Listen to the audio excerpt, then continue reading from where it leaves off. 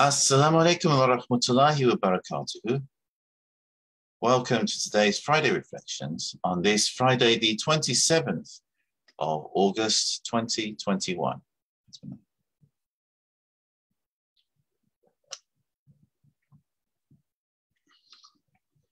I hope you are well wherever you are tuning into this from. And today I'm going to tell you about a remarkable figure in the history of Islam, and especially within the history of the Sufi tariqas, especially the Naqshbandi tariqah, as he is the founder of the Naqshbandi tariqah. He is one of the greatest awliya Allah in the history of our religion. Of course, I'm talking about Shah Bahauddin Naqshband. And I'm going to be reading from this beautiful book, the Naqshbandi Sufi Way by Mawlana Shaykh Hisham Kabbani.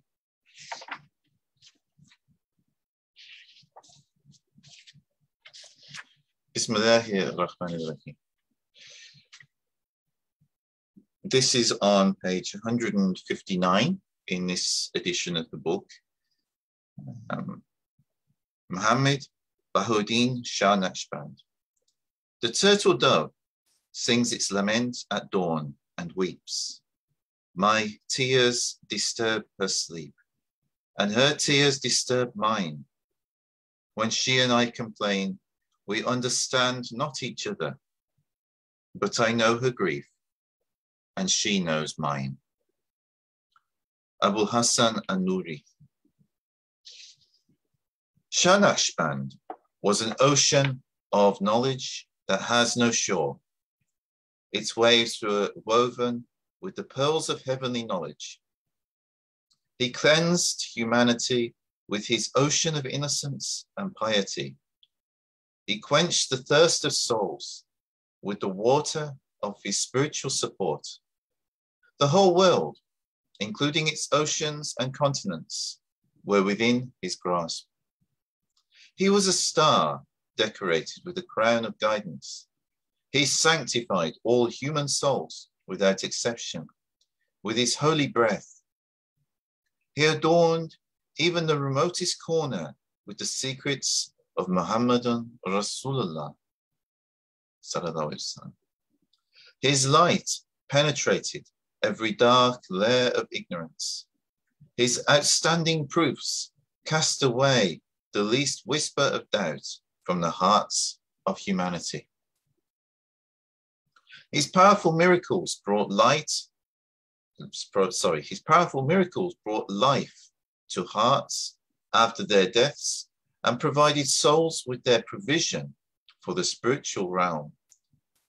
He was nursed in the station of arch-intercessor when he was a child in the cradle. He sipped the nectar of unseen knowledge from the cup of reality. If Muhammad ﷺ were not the last of the prophets, he would have been a prophet.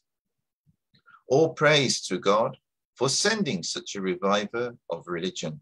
He uplifted the hearts of humanity, causing them to soar in the sky of spirituality. He made kings to stand at his door. He spread his guidance from north to south and from east to west. He left no one without heavenly support, even the wild beasts in the jungles. He was the greatest arch-intercessor, the sultan of saints, the necklace of the spiritual pearls that were bestowed on this world by the divine presence. By the light of his guidance, God caused the good to be the best and transformed evil into goodness. He was the master of this way, the Shaykh of the golden chain, and the best of those who carried this lineage from the Khwajagan. He was born in the month of Muharram in 717 AH, or 1317 CE, in the village of Qasr al-Arifan near Bukhara. Allah granted him miraculous powers in his childhood. He had been brought about, so he'd been taught about the secret of this way by his first teacher, Sayyid Muhammad Baba as-Samasi. Then he was given the secret and the mastery of the order by his Shaykh, Sayyid Amir Kulal. He was also Uwaisi in his connection to the Prophet ﷺ, as he was raised in the spiritual presence of Abdul Khalik al-Gujawani, who preceded him by 200 years. The beginning of his guidance and the guidance of his beginning. Shah Naqshband was 18 years of age when he was sent by his grandfather to the village of Samas to serve the Shaykh of the way, Muhammad Baba as-Samasi, who had asked for him. From the beginning of his companionship with the Shaykh, he perceived within himself countless blessings and an urge for great sincerity and devotion.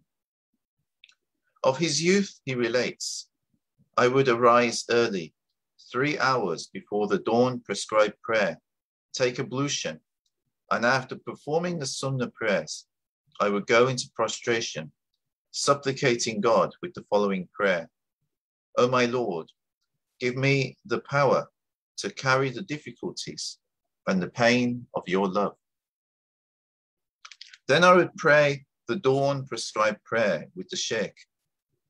One day, on his way out, he looked at me and said, as if he had been with me when I made that supplication, O my son, you have to change the method of your supplication. Instead say, O God, grant your pleasure to this weak servant. God does not like his servants to be in difficulties. Although God in his wisdom might give some difficulties to his servants to test them, the servant must not ask to be in difficulties. This would not be respectful to your Lord. I mean, subhanAllah, just that there, there's a tremendous bit of wisdom. I mean, how many Muslims and people of other religions even today who you see who create unnecessary difficulties for themselves and make out their religions to be a way of difficulties when actually religion is a way that is uplifting. It's beneficial for people. It's not something which is supposed to be a torture for us, you know. When Sheikh Muhammad Baba as-Samasi died, my grandfather took me to Bukhara and I married there. I lived in Qasr al-Arifan, which was God's special care to me because I was near Sayyid Amir Kulal. I stayed in his service and he told me that Sheikh Muhammad Baba as-Samasi had told him a long time before that I will not be happy with you if you will not take good care of him. One day, I was sitting with a friend in seclusion when the heavens opened and a grand vision came to me. And I heard a voice saying, is it not enough for you to leave everyone and to come to our presence alone? This voice reduced me to a state of trembling, causing me to run away from that house. I ran to a river. I threw myself in it. I washed my clothes and prayed 2 cycles in a way that I had never prayed before, feeling as if I was praying in a divine presence. Everything was open to my heart in a state of unveiling. The entire universe disappeared, and I was not aware of anything other than praying in his presence. Have you ever prayed like that? When reading the Mass, like everything just disappears, except for the presence of Allah.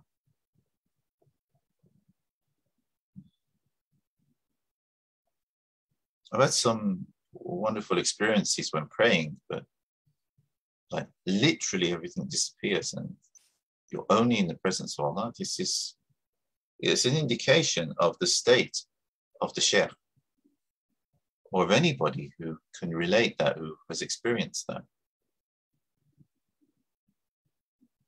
At the beginning of my state of attraction, I had been asked, "Why are you going to enter on this path?" I answered, "In order that whatever I say and whatever I want will happen." I was answered, "That will not be. Whatever we say, whatever we want, is what will happen." I said, "I cannot do that. I must be permitted to say and to do whatever I like, or I do not want this way." Then I received the answer, "No, it is whatever we want to be said and whatever we want to be done that must be said and done." I said again, "Whatever I say and whatever I do is what must be."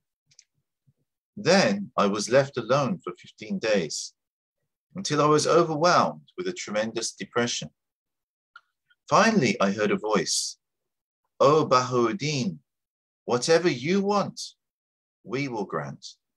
I was overjoyed and I said, "I want to be given a path that will lead anyone who travels on it straight to the divine presence." I experienced a great vision and I heard a voice saying, "You are granted what you have asked."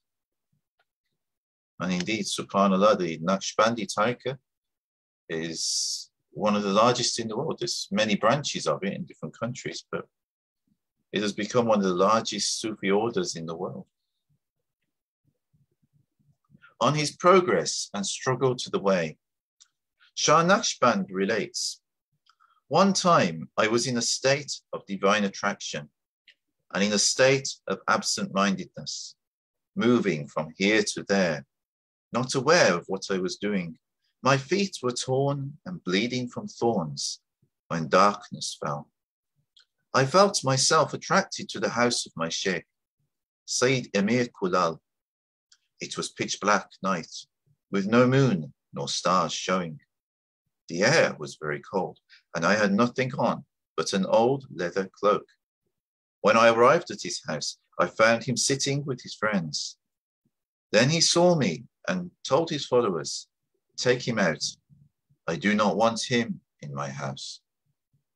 They put me out, and I felt that my ego was trying to overcome me, that it was taking over my heart and my feelings, trying to poison my trust in my Shaykh. At that point, God's divine care and his mercy were my only support in carrying this humiliation in the cause of God and the cause of my Shaykh. I said to my ego, 'I will not allow you to poison my trust in my Shaykh.'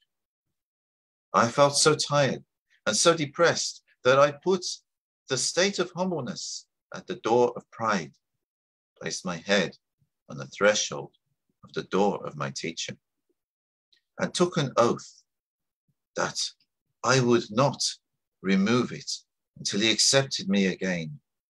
The snow was beginning to fall and the frigid air penetrated my bones, causing me to tremble in the dark night. There was not even the warmth of the moon to comfort me. I remained in that state until I nearly froze. But the love that was inside my heart, the love for the divine, and the love for the door of the divine, my Shaykh, kept me warm. Dawn came, and my Shaykh stepped out of his door without seeing me physically. He put his foot on my head, which was still on his threshold. On sensing my head, he immediately withdrew his foot, took me inside his house and said to me, 'Oh, my son, you have been adorned with the dress of happiness. You have been adorned with the dress of divine love. You have been adorned with a dress with which neither myself nor my Shaykh has been adorned. God is happy with you. The Prophet ﷺ is happy with you. All the Shaykhs of the golden chain are happy with you.' Then with great care and delicacy, he pulled the thorns from my feet and washed my wounds. At the same time, he poured into my heart such knowledge that I had never experienced before.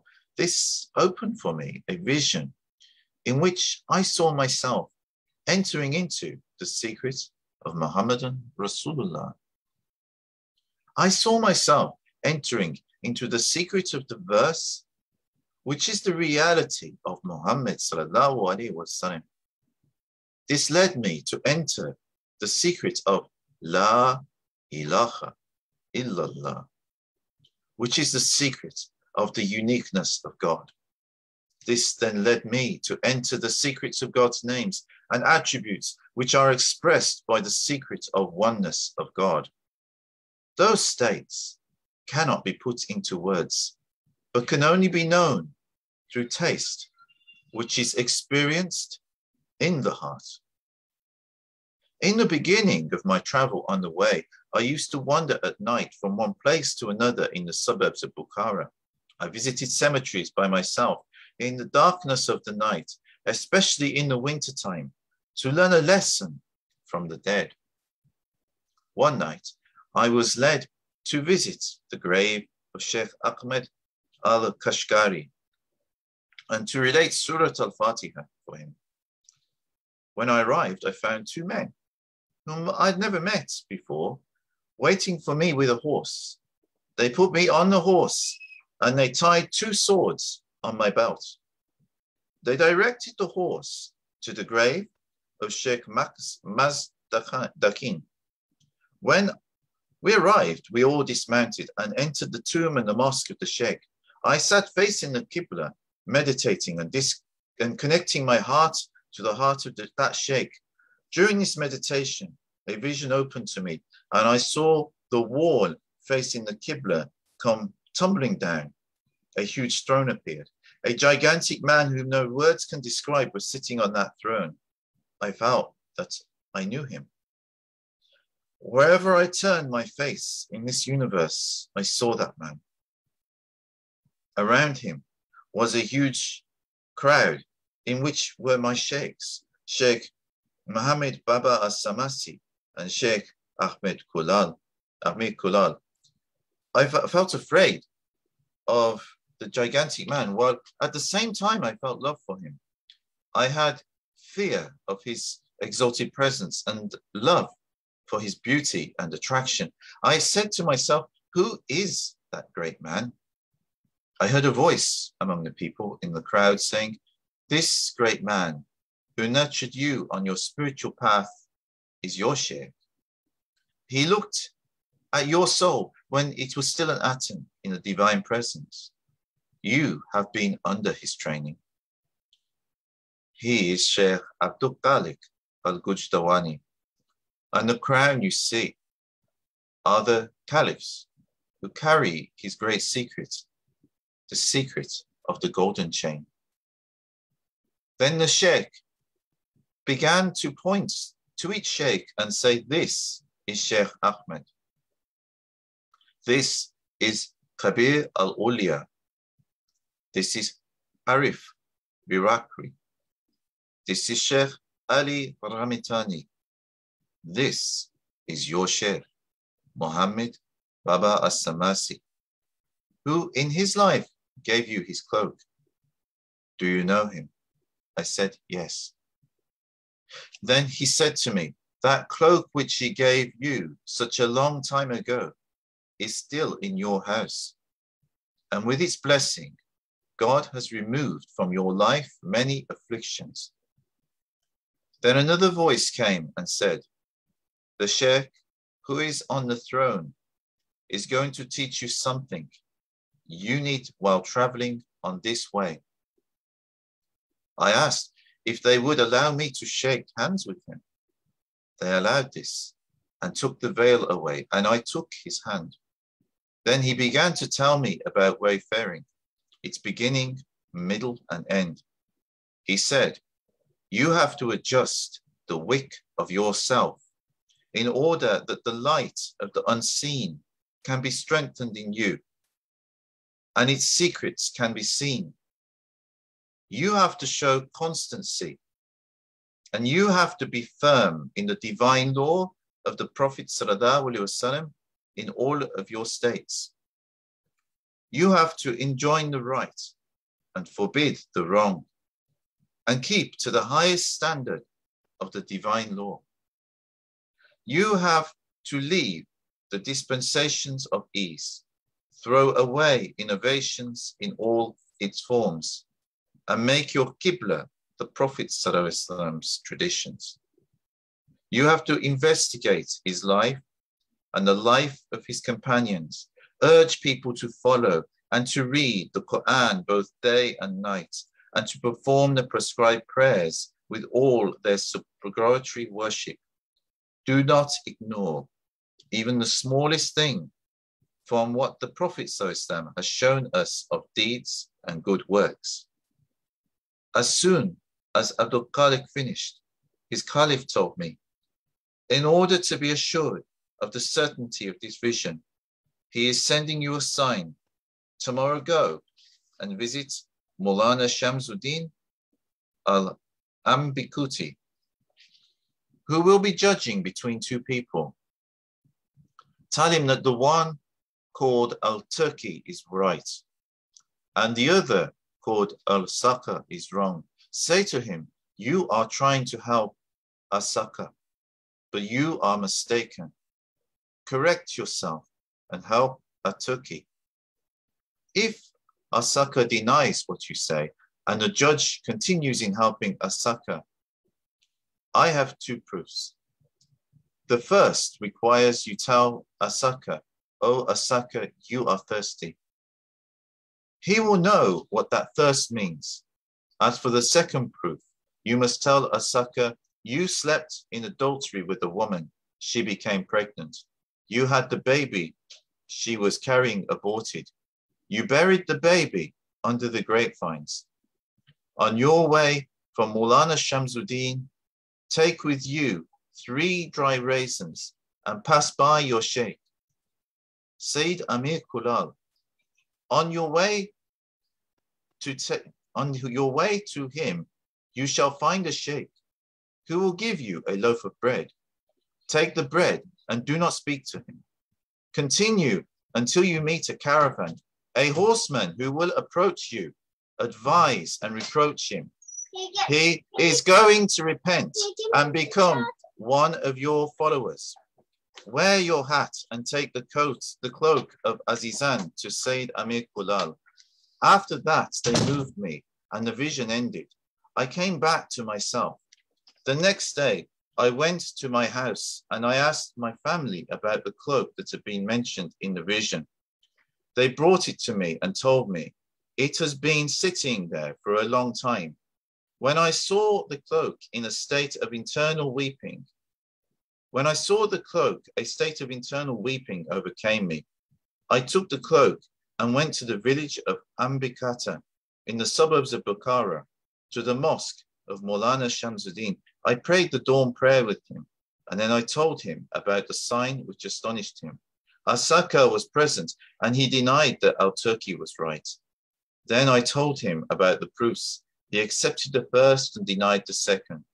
Then I placed the people in the mosque Then I asked the people in the mosque to go to the grapevine, which was near the mosque. They did, and found the child who was buried there. Asaka came crying and apologized for what he had done, but it was over. Mawlana Shamsuddin and the others in the mosque were in a state of great astonishment.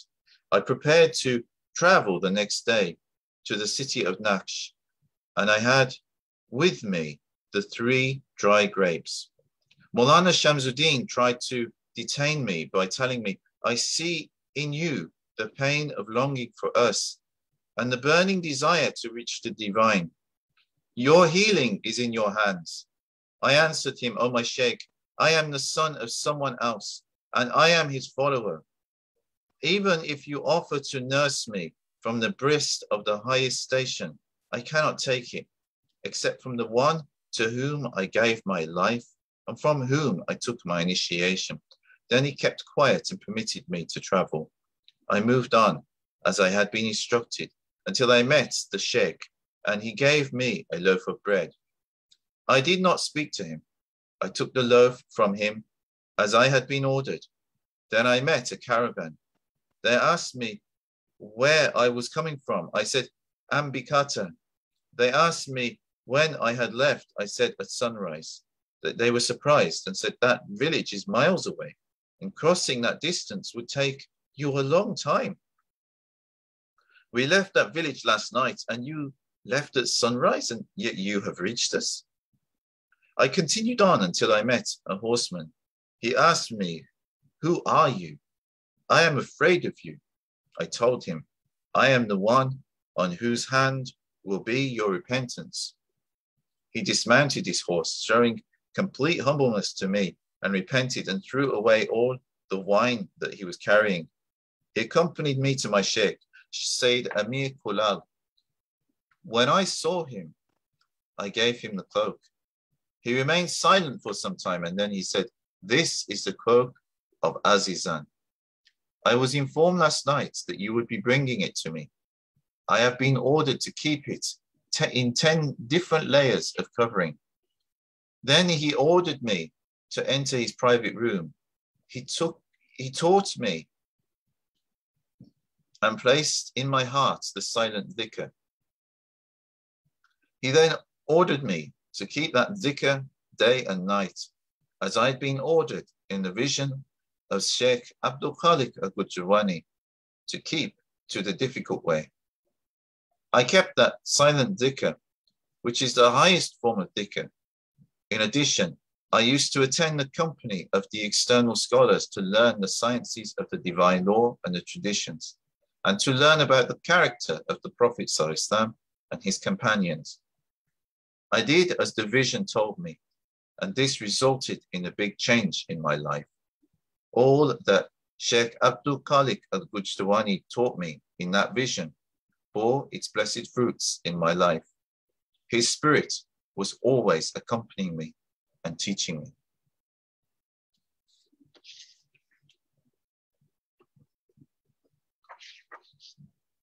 As it is Jummah, I'm going to leave that there because there's a lot that I could read about the teachings of Sheikh Muhammad Bahauddin Shah Naqshband. Perhaps I will keep that for next time, inshallah, if people want me to read more.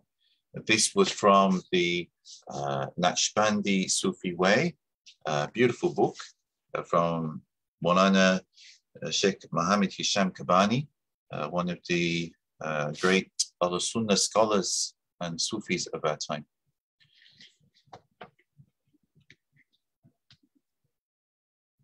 I've had to do this early today because I have to go somewhere, so I'll have to leave it there. But I look forward to seeing you all next Thursday for my zikr. We also have a meeting on Wednesday that some of you might find interesting, which I'll be going live on. And also look out for next week's Friday Reflections, when I may continue this account by Shaykh Bahauddin Naqshband. May Allah bless you all and have a good day. Assalamu alaikum wa rahmatullahi wa barakatuh.